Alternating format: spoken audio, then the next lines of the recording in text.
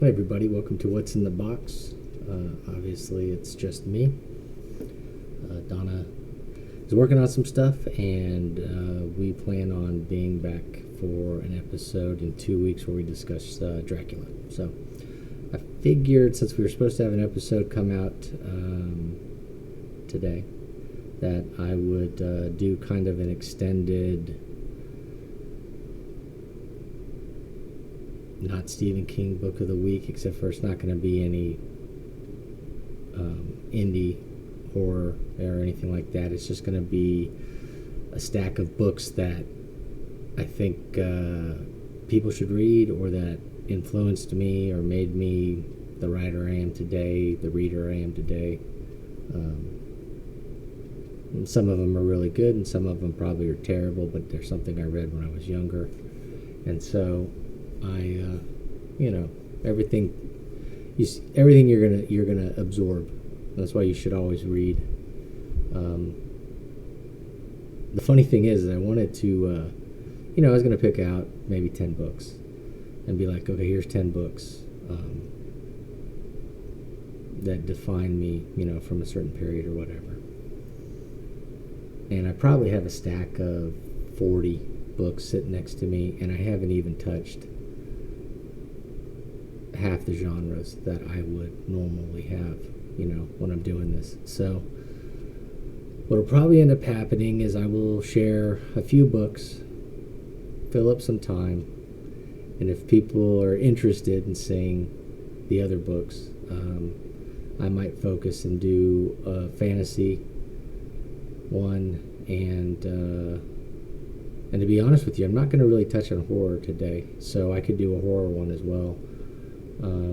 But I kind of feel like we do that when we do our normal episodes, because some of those books I've already read. But either way, I can pull out things that I enjoyed when I was younger, or, even recently.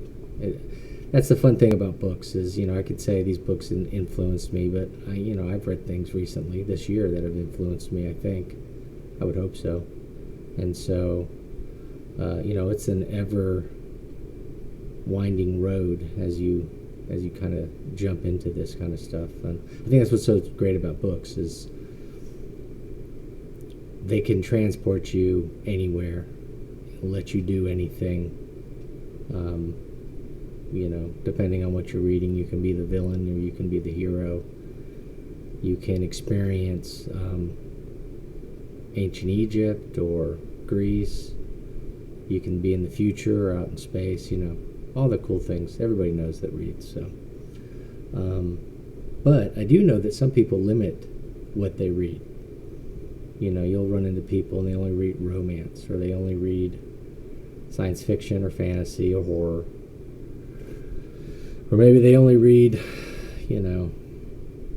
courtroom dramas or political thrillers, that kind of stuff. But I think, just like when you watch TV or movies, a lot of times, while you have your favorite genres, there's stuff in every genre that's decent, that can get your attention, that can surprise you. I think that's the best thing, is when you're reading something that maybe you're not 100% into initially, going into it, but then you get this book and it surprises you. And it kind of opens up your eyes to say, hey, maybe I was, maybe I've misthought about whatever genre it is this entire time, and there's other things out there that I can dig into. And it's a fun thing, too, because you just never know where you'll find inspiration, or where you may find a voice that resonates with you, and that you want to, may inspire you to go out and write something, or it may simply just be something that's almost like a comfort food that you can go back to again and again. All those are great. So I want to say, I know I have a box around here of books from when I was a kid. And I saved everything so when I had a kid, I could, at least show them, hey, here's all these things that I thought were something. But they're probably piled under something, so I didn't really go digging for those. But maybe I'll do a kids section too, because there's a lot of kids books that was one of the benefits I had growing up, is that I had a mother that was pro reading, but also was not restrictive. And so I can't tell you how many times I would come home from school and there'd just be a new book on a pillow or on the desk or whatever. And she would spend hours going to the bookstore and just going through all the books, trying to find interesting books. And of course, these were all geared for children. I'm talking when I was, very young, probably starting at the age 4, 5, 6, that kind of age. She was getting books, and then as just like riding a bike or whatever, you get better at it, and you grow, and so then you start wanting to read older books even when you're younger. So, and I was lucky to have a mom that was supportive in that, that she didn't restrict any of that. I was also lucky that I had a dad that just didn't care. So, he was oblivious to ratings. So I'm getting dragged to crazy movies when I'm 5 that I probably shouldn't have seen, that have influenced me. Excalibur, Mad Max, movies that I saw way too young. Now, the one thing that's always funny, and I'm sure if you've seen the channel, you may have heard me say this before, my father, terrified of horror movies, hated horror movies. I can think of 3 horror movies he's seen. The Thing, which was one of his favorite movies, but it was a science fiction movie if you asked him. And Alien. So, and I guess Aliens. But by that time, that was about the time my parents got divorced. So that really wasn't a big influence. But Alien, boy, he loved Alien, and he liked to drag us into the room to watch the chest burster scene. I remember seeing that for the very first time with my friend. That was spending the night, and my dad was watching it, and he had us come in just for that one section. And we couldn't have been older than 7, maybe 8. I would think 7 or 8. And by that time I'm sneaking horror movies when I get a chance on the movie channel. Friday the 13th Part 2 is the first sliver that I remember seeing. The ending, I remember that imprinting is probably why I love Friday the 13th so much. Nightmare on Elm Street, I remember watching that one by myself in the house when they went out to a party. That's something that's funny, because I bet you kids today would not believe that. But in the old days, if you were at home and your parents wanted to go do something and you were not of the right age, if they were going far away, you get a babysitter. But if you were considered a mature kid who could handle it, they just did what they were going to go do, and you got to just kind of chill. And so I remember being at home by myself, and if they hadn't just released it on the movie channel, it had to have been within that month period. And I remember turning it on and watching that, and probably 20-30 minutes into it, I had every light on in the house, so waiting for them to come home, because that movie, that's another movie that I love, because I think of that early imprint, right? So if I had the kids' books, I'd be pulling out John Bellairs and saying, hey, this probably is what put me on the path to horror. But since I don't have those out, I'm going to put those to the side, and we can discuss that at another time whenever I do another video. I do have some of the books there that I had initially that are horror. I'll probably run through those real quick, and then we'll hit some books that are outside the genre. But like I said, probably are not. I'm not going to do fantasy, because I could probably do a couple hours on that. I have a ton of those I could pull out and say this is what really influenced me when I was younger. Which is funny, because I don't really read fantasy now. I have a difficult time finding fantasy that I enjoy. So all of the fantasy books that I point to, or that I'll tell you is good, is everything I read when I was a teenager, a little younger, maybe a little older. But once I got into my 20s, I can't think of too many that I was that I enjoyed. I guess most recently, and this would have been years ago, Game of Thrones. I read a couple of those. So probably read the first 2 or 3. I don't know if I made it through the third one. They're fine, whatever. But like I said, this isn't going to be fantasy. So let me get these first ones out. Now, everybody loves Goosebumps, but I think I was aged out by the time Goosebumps became something. And I probably thought they were kiddie books when they were really popular. I gotta be honest with you, I just don't remember. And if I go through my books now, I don't think I have any. So that tells me that it wasn't something that was in my wheelhouse. You know what I mean? So,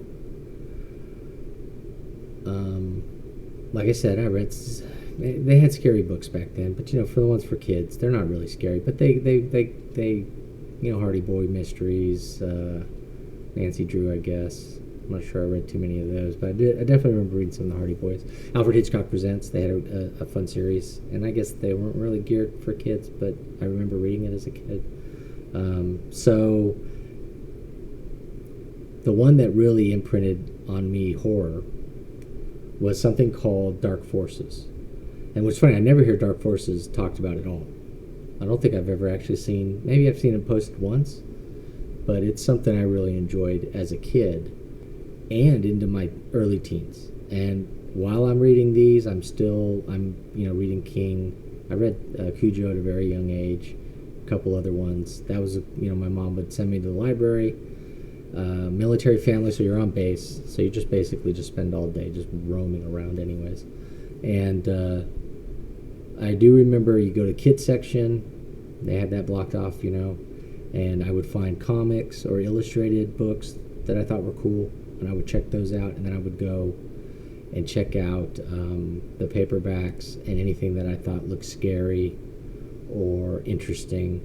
I would check those out. I was a huge Jack the Ripper kid, which is creepy when you say it out loud, but I was fascinated by that. I would check out all the books on Jack the Ripper, read all that kind of stuff, Amityville Horror, The Exorcist. I remember reading that at a really young age, which we discussed on our episode about The Exorcist. So, but I do remember, I have vivid memories of going to the bookstore looking for, do they have one of the numbers I don't have? Because that's the cool thing about this series, and I'm sure Goosebumps is the same way. It's a numbered series, and each book is different. I think the thing that isn't different, I think Goosebumps is all written by the same guy. I'm just going to assume it is, and you can yell at me online if I'm wrong about it. But Dark Forces is written by multiple people, like just a normal series. Almost probably like the Splatter Western series, where it's a different writer for each one, and each one's its own thing, and they don't tie together except for they're under this imprint, So when I was a kid, the very first one I remember getting, and it was because of the cover, I thought the cover was amazing, was The Companion. And Scott Siegel wrote this one, and I can see Scott Siegel's written a few of these. Now this one's really cool. This is about a kid who creates a imaginary friend, and then he gets old enough to go to boarding school, because you don't want him too old. He can't be in college, but he's got to be, sort of relatable. And it turns out that his imaginary friend is not as imaginary as he thought, and so it's just really good read. I don't know what to say. Other than that, I really enjoyed it, and I love these things. They're so small. I should sit down and read them again, because I don't, it's been, of course, years, because this is something I read when I was a kid. So that was one that I really enjoyed. The second one that was probably my second favorite is The Ashton Horror. And this one, I'll be honest with you, I'm probably, I'll get that up there. I'm 99% sure that the reason I thought this was cool was the skeleton, and also the chick. The girl's pretty. So, what are you going to do? That was the age, you know what I mean? So, this one's really cool, though. It's kind of Cthulhu and D&D and occult. And, it's just all this really fun stuff that you wouldn't expect to read in I guess you would call this a teen thing. And, all these I'll be honest with you, I think all these are geared for girls. You know what I mean? They kind of have the relationship thing. Every one of these has a relationship thing and all that stuff. But it also gave me a very usable blueprint. I mean, all these follow the same kind of pattern, and I think I learned pretty quickly that hey, there's an A, you know, B and a C to these things. This one's really cool. It's called The Bargain. This one, boy, this is probably the last one I read. Meaning the last time I sat down and read these over and over and over again. This was probably the last one I did, but that would have still been, you know, 40 years, 30 years ago. So this is cool. This is about a band struggling, sells their soul to the devil. Pretty basic story. It's just really well written and believable and relatable. You know what I mean? You know, these they're struggling. They want to be something. They found a shortcut. They make a deal with the devil, not realizing it's the devil. And then as they progress through the story, they realize, oh, we effed up. And so it's a fun read, too. And then the last one I'm going to show you, and then I'll probably just fan the rest of them out, is Beat the Devil. This one is really cool. And now that I'm holding it, and I'm like, oh, this one's my favorite, this is my favorite, this, you know what I mean? This one might have been my favorite. Because the whole point is... the main character is like a video game savant kind of kid, you know, and he somehow comes across this dude that has a video game called Beat the Devil, and when you read it, it almost feels like he had an Atari and the guy's like, here's a cartridge and go do your thing, you know. But what he doesn't understand is that as he's playing the game, every time he plays the game and loses, he's losing a part of himself to the devil, right? And so then he's got to, once he figures out what's going on, he's got to figure out a way to defeat the devil in the video game so that he can save himself and his girlfriend and all that other stuff. So this might actually be the shortest one. Now they're all about 120 pages. So, but the other ones, I mean, I can remember certain times, like The Doll. I read this one. I remember being sick as a dog. My mom giving this one to me to read, and I remember staying up all night and reading it when I couldn't sleep. The Game, classic Ouija board possession story. We got Waiting Spirits, which I think is a seance possession story. I mean, they kind of all follow the same thing here, right? And, let's see, my light's going crazy. And that's not the button I wanted. And now we gotta go cycle. It's alright. Technical difficulties. I'm not going to cut away, though. I'm only taping myself, so you guys just get to see all the nonsense. There's a reason that, you know, Donna leads the thing. I'm more than happy to just sit here and be color analyst and let Donna be play-by-play, because I think that's the best way it goes. Devil Wind, I'll be honest with you, this is the only one I don't remember what it's about. I'm going to guess there's a devil and a wind involved, and we're good to go. Swamp Witch, that's a fun one, too. Of course, you know, you got to have a good Swamp Witch story. And the last one, Arrow's Eyes of Tarot, another thing like that. I wonder if this is screwing it up. So, those I read constantly, over and over again, so that's going to imprint me. Horror, way to go. I love horror. Like I said, and I think part of the reason I love it so much is that my dad didn't. You know how sons are. Sons can be jerks. So sometimes when your dad loves something, my dad was a Redskins fan. I rooted for the Niners, you know, and I rooted for the Cowboys when they played the Redskins. You know, what are you gonna do? And but I leaned into horror. I have always been a big fan of horror. That said, I love everything else. Yeah, and that is something my dad gifted me that I've always been grateful for. He had this ability to, and it was more in the movies and television, but he loved so many other different things. If he hated horror, it was in equal amounts of love for everything else. And he would take me to movies and different genres and show me things and be like, oh, you've got to check out Sinbad. You need to see the Sherlock Holmes movie. You need to, you know, we're going to see Excalibur way too early of an age so that scars the crap out of you, which it did. And I remember having nightmares after Excalibur for months afterwards, all dealing with the when Morgan captures Merlin with the dragon breath. Spoiler alert if you haven't seen this movie from 1980. Just the way it's shot, the way it looks, everything about it. That scared me more than any of the other stuff they did in that movie. And that movie's pretty hardcore for what it is. A fun movie too. I'm so happy they haven't tried to remake that. I mean, I guess technically Guy Ritchie tried to remake it, but you know what? I'll let him pretend like he was trying to remake something else. But Excalibur as itself is such a fun movie, and maybe I should sit down here and bore everybody with all the movies I loved growing up. But we'll save that for another time. So I've already wasted 20 minutes just talking about those, so I'm just going to grab a few and say these are books that I've read when I was younger that kind of, had a good impact on me. And one of the things I love is Victorian stuff. That age, location. Most Victorian, of course, is going to take place in England.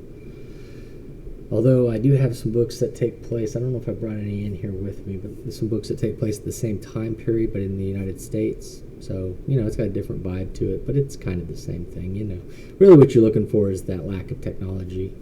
That still, you've got that fine line of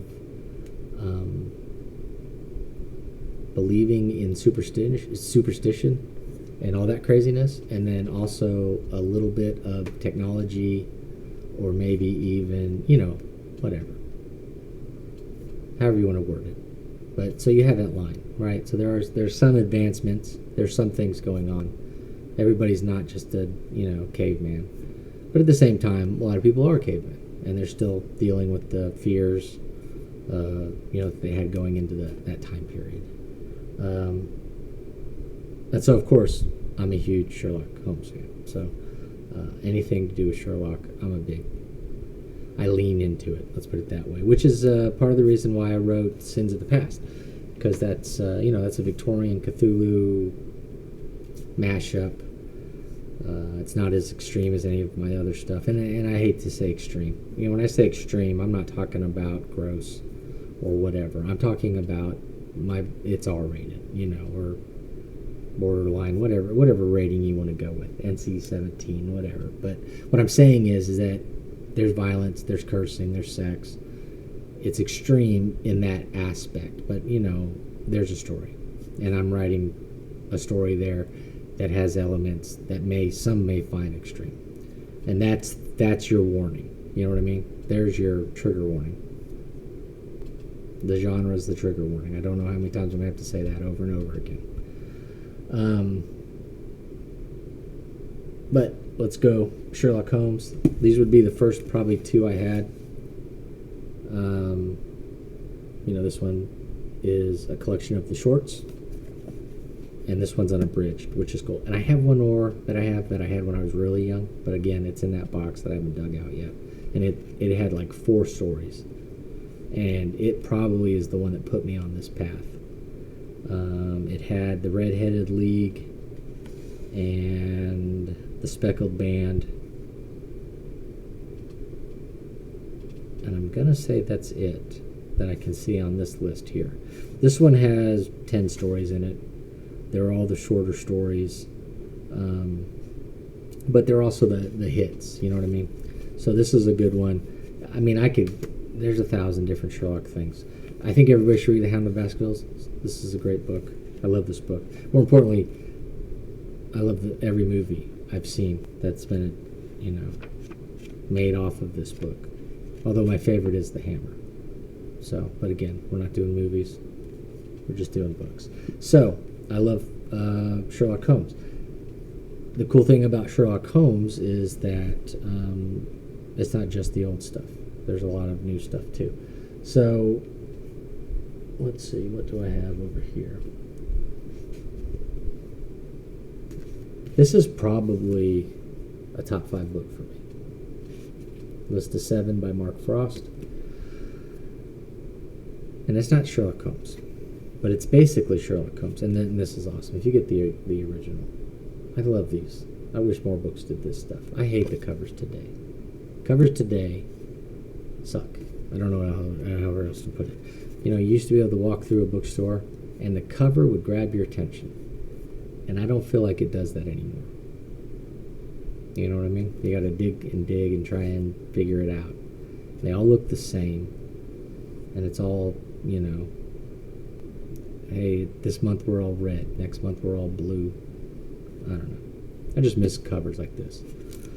But the cool thing about this book is instead of it being Sherlock and Watson, it is Doyle as the main character. And he runs into a guy who basically becomes the inspiration for Sherlock within this fantasy world. And it's, you know, it's got evil spirits, and it's got mummies, and it's got monsters and demons, and you know, like the Illuminati kind of people, and it's just got everything in it that makes a great story. And it's, the time period's perfect. Everything about this book is perfect in my mind. You know what I mean? And maybe it's because I read it at a younger age, and I've read it like 4 or 5 times since then. But it's just the perfect. This is probably my comfort, other than Robert Jordan. But again, we're not doing fantasy today, so. But this is the book. If I could tell, if you could take one thing away from this, if you're still watching for whatever reason, this is the book that I would say try and find it and read it, because this is a cool book. And if you don't like it, I don't want to hear about it. So there you go. Now, in the same vein, I guess, this is a fun read too. The Revenant of Thraxton Hall by Von Entwistle. Let's see. Sorry, having trouble with the camera angle here. I don't know if that helps right there. This one's really cool. This is Doyle, and he teams up with Oscar Wilde. Now, this is a series, but I've only read the first book, and I really enjoyed the first book. So, if you're into this kind of stuff, this is another one you might like. And this takes place right after Doyle kills Sherlock Holmes in The Final Problem, which, if you didn't know that happened, I apologize. Should have said spoiler alert, but that does happen. And you probably know that because Guy Ritchie tackled that in the second movie. But I don't know if you know this, and this is part of the reason why the other book is the way it is that Doyle was into disproving, you know, mediums and all that kind of stuff. It's kind of the basis of Ephraim Godwin. You know, at the same time, I did the same kind of idea with him. He's trying to find his family. I mean, different reasons, but... so anyway, so this is kind of that. He's invited to a seance kind of thing. And Oscar Wilde is there. Or he brings Oscar Wilde with him. And so if you know anything about Oscar Wilde, they do a good job, I think, of bringing him to life. He's an interesting character.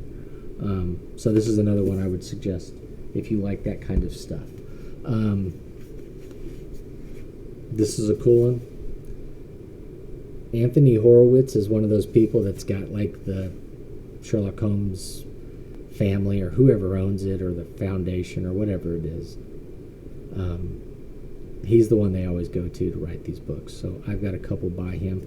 I like this one because it focuses, and it actually takes place right after the final problem. You know, Holmes and Moriarty fall over the thing, the waterfall, and they disappear. So this one takes place after that, and it focuses more on the Moriarty side of the whole thing. Very well written. This guy knows how to do this. That's the best thing about these. You'll read a whole bunch of them. Some people know how to do Holmes. Some people have no clue what they're doing, and they're still kind of fun to read. That's the cool thing. You know what I mean? As long as you get Holmes correct, you can screw everything else up, I think. There are a couple people that don't know how to do either, but then it's not the exact same because it's not Sherlock Holmes, but if you get a chance, read The Yard. This is basically the beginning of Scotland Yard. You know what I mean? So this is a guy who just becomes an inspector, kind of has backstory, historical setups and stuff, but it's, he's going after. This one takes place right after Jack the Ripper. So they've got Jack the Ripper, the reign of terror is over, and now here's a new serial killer, and this guy's put in charge of trying to figure out who it is, that kind of thing. So you would think it's just a straight up, mystery thing, but it's done really well. He did a good research, enjoyed the characters, knows how to write. That's number one thing there. I don't care if you take liberties with this stuff. You know what I mean? I'm not gonna. It's kind of like the Ridley Scott thing. Where he told somebody who was complaining that his Napoleon isn't factually correct, and he tells them, "Get a life." Sometimes that's really probably what you should do. But this is a fun read and really good, and it's a series of, I think, 5 books. If you like Jack the Ripper, if you like this time period, if you like serial killer fiction, you want to read this series. It's a good. Okay, so we had a little glitch. So luckily I didn't lose the first 30 minutes, because then I would have probably just given up and gone to bed. So we're going to finish this up. I've got a couple more books here to share with you, and so many more that I haven't, we're not even close to finishing. This may have to become a series that I bore people with.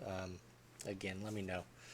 You can say something in the chat, or whatever comments, or you can send it to me on Facebook, a DM, and let me know if this was even remotely interesting or if this was just a waste of time.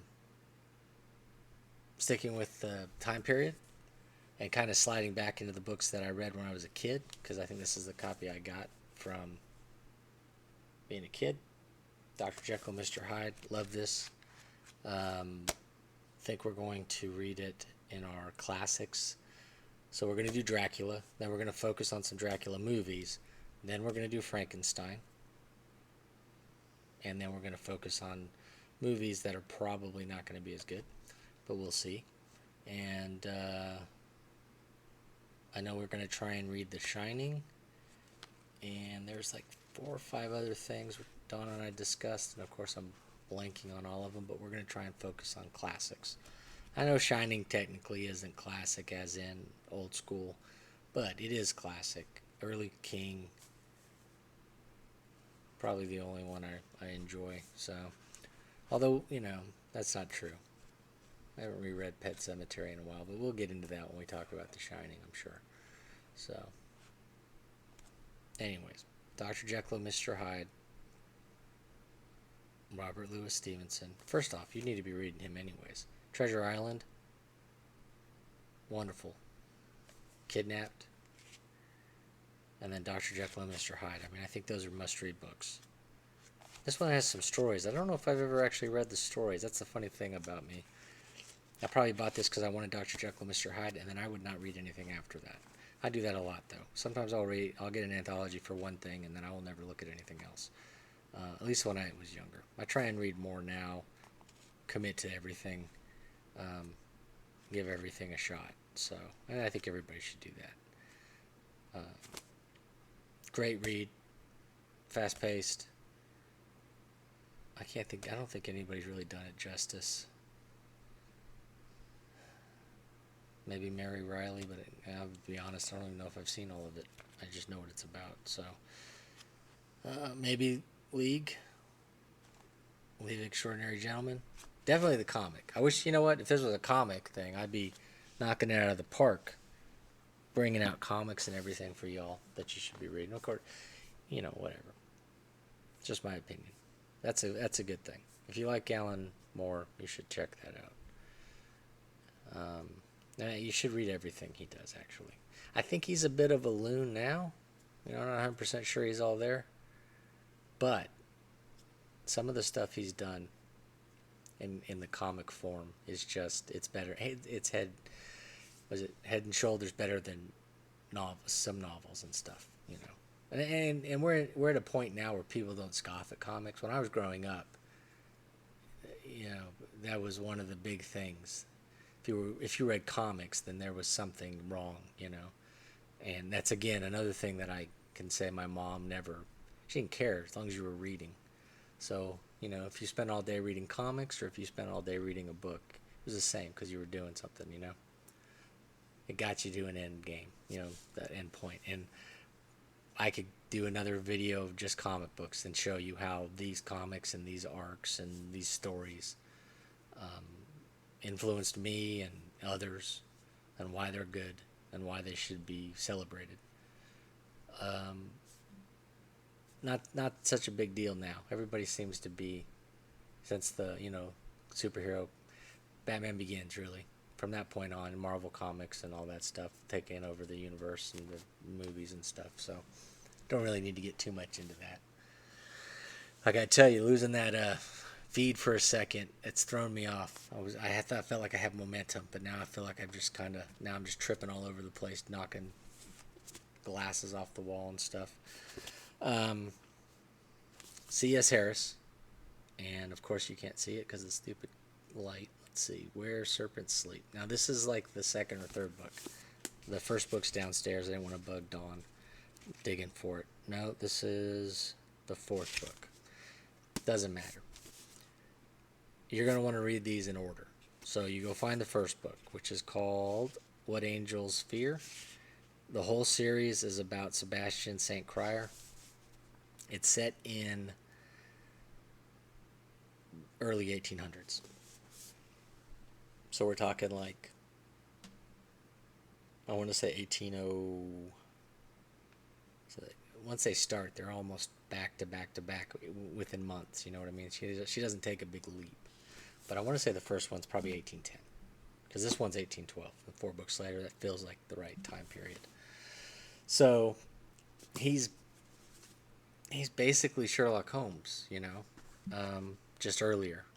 And he's a nobleman. So now we're at a point where you don't really have Scotland Yard as the police force. Not really. They're still kind of, everybody's corrupt. Everything's, nobody trusts the police. And, rich, noble people feel like they can get away with murder and all of those, that kind of setting where we got here. But he is the son of a duke or something like that. And he's basically a playboy who can do whatever he wants to do because he's not the first son. And in fact, I want to say he's the third son. So he's really just kind of like, nobody cares. Although his brothers are deceased. So technically he needs to step up because now he is the only one there. But, you know how that goes. So it's just him going around womanizing and gambling and just being a horse's ass. But part of the reason he's that way is that he was in the war and he's still suffering from all that, everything that happened over there. So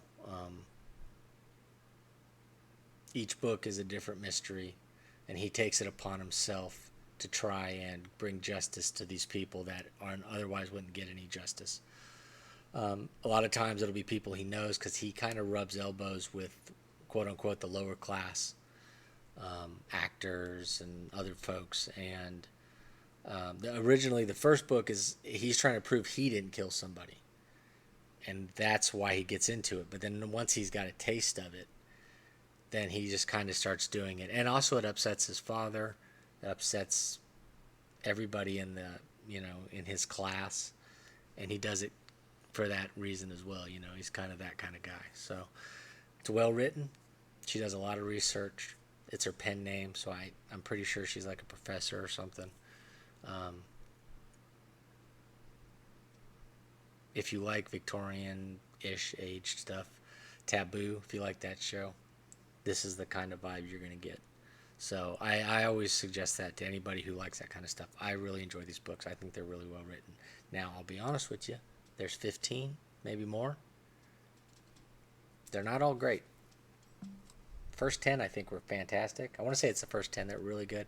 And she has a couple that I'm like, you know what I mean? She's kind of leaning She's starting to put too much of today sensibilities and stuff back then. Takes you out of the book. You know what I mean? So too many people do that now, but they forget not everybody thinks like we do now. So that said, fight through it. They pick back up really good. So overall, fantastic series. I would suggest everybody reads it. And then we're going to slide right back to Sherlock Holmes, because the cool thing, like I said, about Sherlock Holmes is that a lot of people get to write it. Now, this first one I'm just showing off because I think it's a cool cover. I haven't read it yet, and because we're going to do Dracula. But I do have this. Let's see. I think I'd be able to figure this out. It's right in front of me. So, a really cool old school paperback with a great cover, Dracula and Holmes. I'll be honest with you, I have no idea what this is about. All I did was see the cover and I purchased it. It's on my to be read pile, which grows daily. Next one up is, the funny thing is, Sherlock Holmes versus Dracula, written by a different person. This is a cool series. You see this, the cover here. These are called The Further Adventures of. And what this company's done is gone and collected everybody that's written a Sherlock Holmes book in the past, in the 60s, 70s, 80s, and kind of, I guess they repurchased the rights. I don't know the whole backstory, but there's a whole bunch of these, and I didn't grab them all. I have a stack of these, but I've got one where it's Sherlock Holmes and the Phantom of the Opera, and Sherlock Holmes and Dr. Jekyll and Mr. Hyde, Sherlock Holmes and the War of the World. Because a lot of people do that kind of stuff, and I think that's really fun and fascinating when they take a character that and they put them into a book or another situation that you're familiar with, and see how it works out, how would Sherlock Holmes react. And that's the cool thing about this one. This one's really cool because it's about what is it? The Detmer, the boat, when it lands, crashes, and they find it filled with the 50 boxes of Earth and the dog. And so the mystery is where'd this come from? And so it's just an interesting, and it's him versus Dracula. So it's just like, I don't know. I feel like I've just said that 100 times with every book. It's very interesting, but it's a fun read.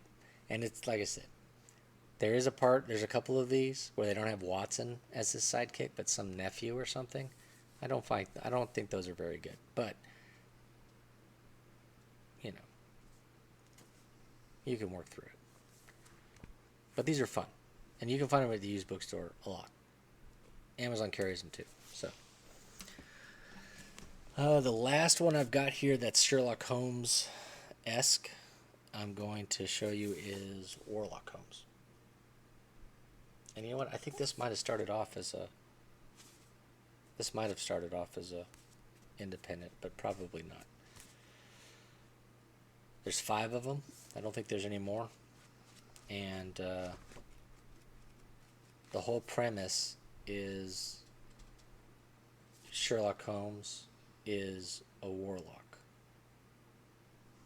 And so every story, basically what the writer does is he takes all the popular stories and puts a spin on it of what if Sherlock was a warlock. And so they're funny, and Watson is, I don't want to say he's a buffoon in this one. I don't think this is the one where he's really an idiot. Actually, I think Sherlock's the buffoon. Yeah, Watson is the one that actually can deduce and stuff, which we've seen that in movies before too, where they flip that. Especially in the 80s. That was a big thing in the 80s. Or if you were lucky enough to see in the 70s, there was Sherlock Holmes' smarter older brother. I think it's the name of the movie. Gene Wilder plays. I can't remember the name of the guy because it's not the brother that you're thinking of. It's not the guy from the show or the movies.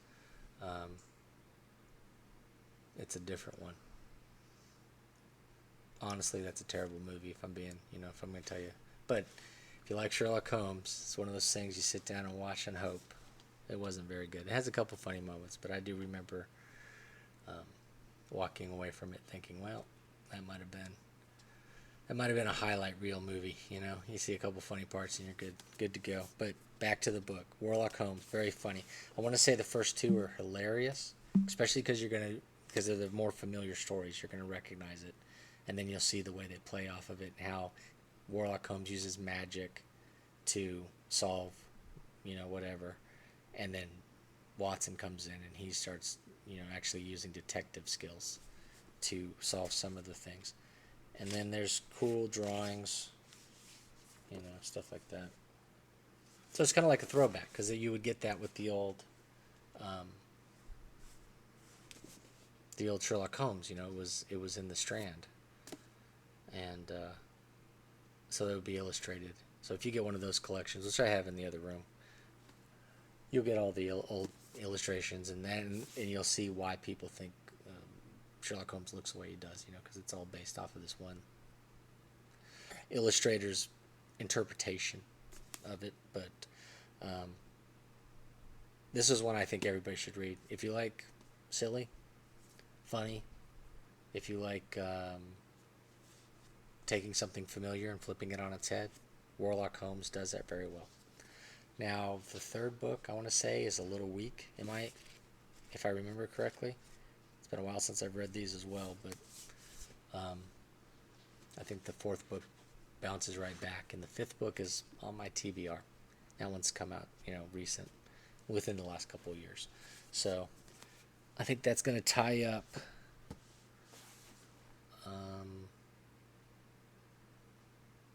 the Sherlock Holmes end of it. I think the last two I'm going to share are, let me look here real quick. Boy, I didn't really touch on any of the more modern stuff I wanted to talk about. What are you going to do? These might be more just to show off that I got them because they're cool. But I think everyone should read Tarzan. I love these books. These are the first two. Of course, there's, 20, 40, 50? I don't even know. I wonder if this was picked up and written by someone else as well. Like they do with James Bond and all the other famous characters. They just keep letting people write them. Hell, like Sherlock Holmes. You just get other people to write the stuff. I'll look into it. I don't know. But I will tell you that the original, very well done. It's a good book. I remember reading this in high school and doing a book report on it and just loving the whole thing. And to age myself again, my favorite version is the movie that came out in the early 80s that had, of course I'm going to blank now. I always remember his name until I need it, right? The guy that plays Highlander plays Tarzan in a movie. And I'm sure somebody will put it in the comments. Or I'll put it in the comments when I figure it out. I don't want to waste time looking it up. But that, I remember seeing it in the theater. I remember that it also, well, I know now. At the time, nobody cared. Nobody talked about that, especially when you're a child. You don't talk about movies failing at the box office or any of that stuff. And they didn't really have home theater. Video rental was something, but I bet you when that movie came out, I didn't have a VCR. I remember when we got our first VCR, so it probably was around that time, and I do remember it. When I go back and look now, I can see notes and stuff, and I can see in trivia and stuff when they're talking about it. I think it did. I think it found its second wind, or its real life on video / cable television. So, but I remember seeing it in the theater and loving it. So, I will. I'll look it up. I'll probably put it down in the notes because I think people should see that movie too. Although it probably didn't age well because I don't think they used real apes, of course, and they don't have CGI. Probably a dude in a suit. So,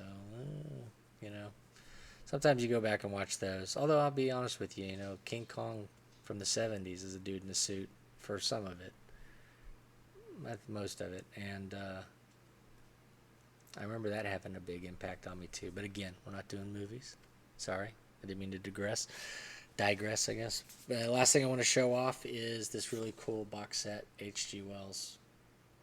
And this one's got a couple things that I think everybody should read. And I just think the covers are really cool. So, everybody should read War of the Worlds. Time Machine, classic. This is probably my favorite. The Island of Dr. Monroe. This is a good book. This is something I think more folks should see. And look at that cover, man. That cover is awesome. Food of the Gods. If I remember correctly, this is a terrible, in a good way, terrible movie with William Shatner. But I could be wrong. Maybe Shatner's not in it. But I do remember watching it on USA in the 80s when they reran these things. It's a movie from the 70s, and they would feed animals, and then they would grow into giant things. You'd have a giant rat, giant spiders, whatever. I'm going to be honest with you. I haven't read this one. First Man on the Moon. I'll have to sit down and do that. In the Days of the Comet. And, of course, The Invisible Man. Which is another book I think people should read. This is another one that I've enjoyed. So, that is going to be a 50-minute peek. Good Lord, man. I rambled for 50 minutes. I'll put that away after I'm done. So, those are some of the books that have, helped form my writing style, maybe. Although, honestly, if you want to look at my writing style, I can tell you the two people that imprinted that. It's Richard Lehman and it's Robert Jordan. And that's what you get. Those are the two styles that I think I slip into without even thinking about it. So, those are my two, writing parents. But these people, they're all great writers too. They've all helped me understand how to tell a good story, which hopefully I do, pass on to y'all. But also they just allow you to open up your imagination and let you understand, maybe not understand is the right word, but to exercise. I mean, that's something that I think people forget. Especially in this day and age of quick sound bites and little movies and attention spans that just are non-existent. You visit these books, and some of these books are only 100 pages, you know what I mean? Which is kind of funny how in the old days, a long time ago, you go look at these paperbacks and you'll see it. They're all 100, 150 pages, sometimes 200. And then you'll get these, and then you get that, whatever happened, there's that weird period of time, and I want to say it's the 80s, when all of a sudden everybody needed to have epic tales. Now I know Tolkien, you could argue, well, Tolkien did it, this giant epic tale, and he gave it to him as one book. They broke it into 3, wisely, I think.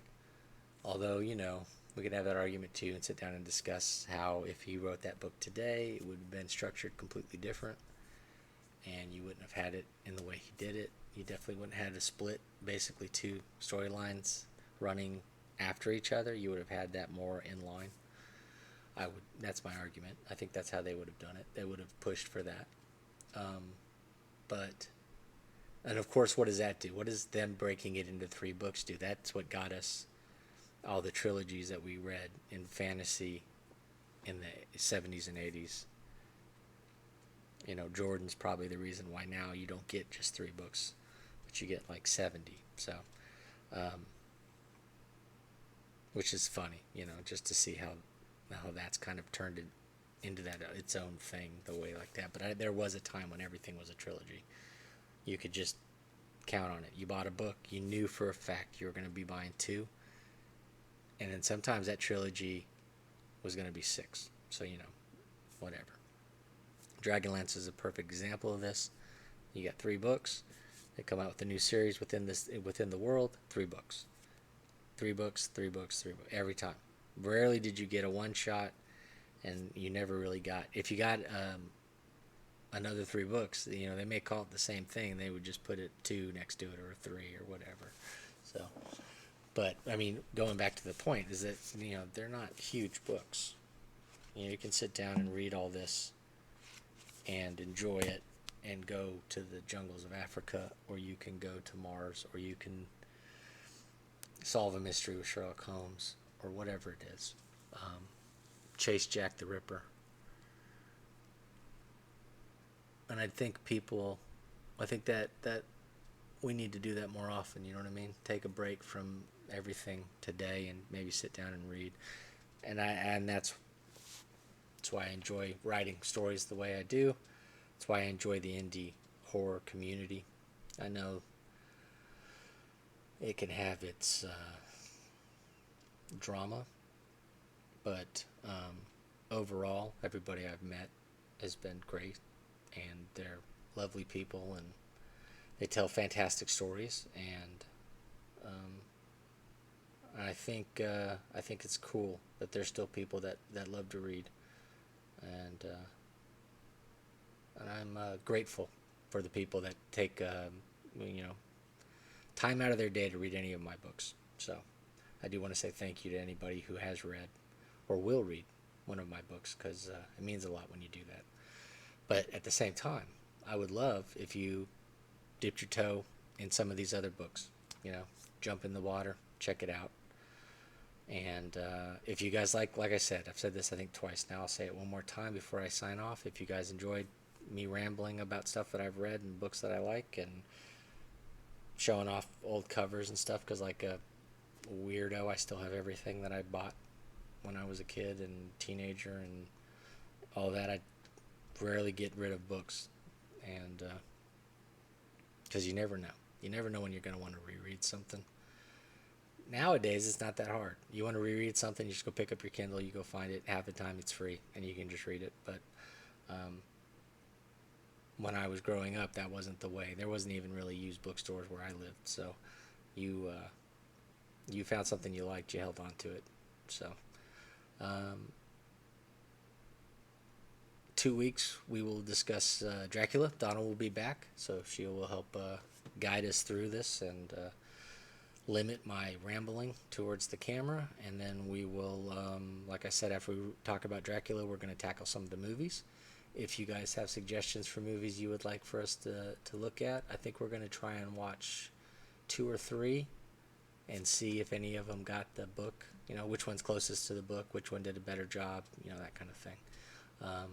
You know, again, you can comment below or send me a message or put a message on the What's in the Box Facebook page. We occasionally check that. Just like we occasionally check the emails, but we do try and keep up with the comments and stuff on YouTube. So I hope everybody has a great Wednesday, and I guess that's it. See y'all later.